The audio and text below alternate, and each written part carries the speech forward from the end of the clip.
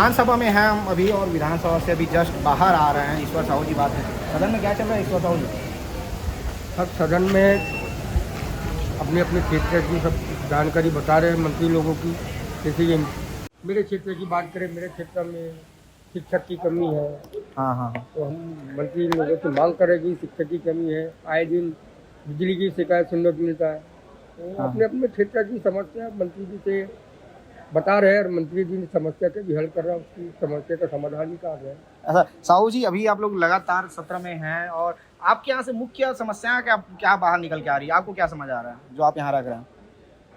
नहीं, ऐसी मुख्य समस्या नहीं है, छोटे छोटे समस्या रहते ही है। जैसे कि अभी गाय में गौठानों की समस्या है कि जो गैया भी रोड पे है, यानी कि सड़कों पे गाय बहुत ज्यादा आ गई है। इससे क्या चलने वालों को भी दिक्कत होती है और मवेशी तो दुर्घटनाग्रस्त होते हैं, साथ में लोग भी दुर्घटनाग्रस्त हो जाते हैं। साहू जी हम ना एक सवाल पूछेंगे आपसे, क्योंकि एक वीडियो लगातार वायरल हुआ था रायपुर से जिसमें आपके ऊपर आरोप लग रहे थे। वो वीडियो का क्या था, मतलब आप क्या समझ पाए उस वीडियो के बाद? वो तो बिल्कुल बेबुनियाद तो आरोप लग रहा था मेरे पे। ताकि मैं ना उस गांव के सरपंच को जानता, ना सरपंच को किसी को नहीं जानता मैं। और वो बोल रहे थे सन 18-19 की बात है, जो मनरेगा के तहत काम हुआ था। तो जो सचिव सरपंच है उनके नाम से राशि निकाल के ये किए थे। तो ये बिल्कुल विपक्ष की साजिश है, सोचे समझे साजिश है कि मैं गरीब आदमी हूँ, विधायक बने हूँ, पहले बदनाम कैसे करे जाए। मतलब साहू जी ला बदनाम करेंगे, प्रयास करेंगे के माध्यम से। वो स्पष्ट दिखाई दे रहा है ना कि वो एक गांव के किसान है, वो भी मुख्यमंत्री निवास में आना बोले तो इसको साथ में लाया गया है और उनको बाकायदा बुलवाया गया है कि SC बोल करके। वरना ये विपक्ष की सोचे साजिश है। साहू जी ओकर बात तो कोई जांच वांच हुई ना, जांच वांच करवाया हो, कुछ पता चली इसके बारे में? फिर क्या चीज ये मामला में जांच वांच करवाया हो आप मन? हाँ बोले हो कि मामला जांच करा, तो कुछ पता चली इस मामला में?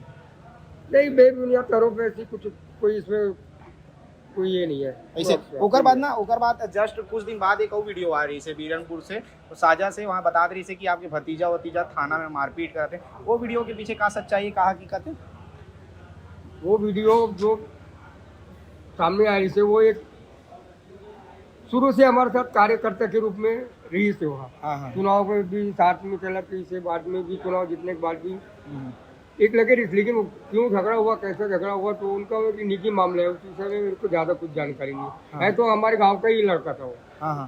और साहू जी मतलब अभी लोगन मन के कैसे समस्या लेके आते आपके पास? लोगन मन जब पहुंचा तो विधानसभा से, तो कैसे टाइप के समस्या लेके लोगन मन पहुंचा तभी?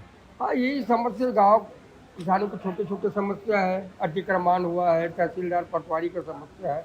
तो मैं फोन के माध्यम से या अधिकारी कर्मचारी को मेरे ऑफिस में बुला के उनकी समस्या का समाधान करता हूँ।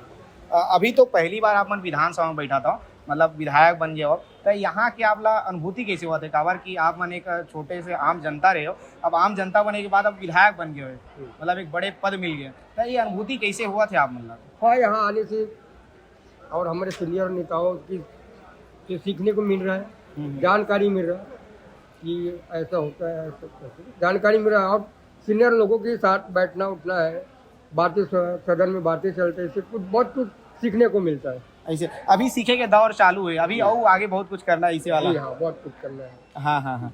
तो ये हम ईश्वर साहू से बातचीत करने, जो ईश्वर साहू अभी सदन से बाहर निकली थे, वो सदन से बाहर निकले बाद हम बातचीत करें तो समझे प्रयास कर रहे हैं कि जो लगातार आरोप लगा रही ईश्वर साहू जी के ऊपर, वो हकीकत का है, वो मामला वाला लेके साहू जी क्या बोला था?